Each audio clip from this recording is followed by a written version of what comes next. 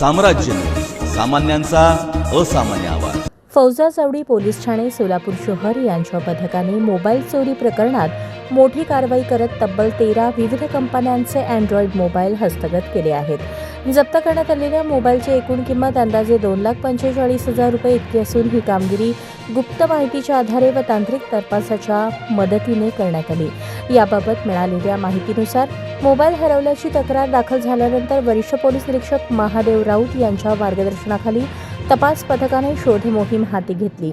Police उपनिरीक्षक संजय क्षीरसागर यांच्या नेतृत्वाखालील पथकाने तांत्रिक विश्लेषण, IMEI नंबर ट्रॅकिंग व गुप्त बातमीदारांच्या मदतीने संशयितांपर्यंत पोहोचून मोबाईल जप्त केले। जप्त करण्यात आलेले मोबाईल सोलापूर शहर व परिसरातून चोरीस गेले होते।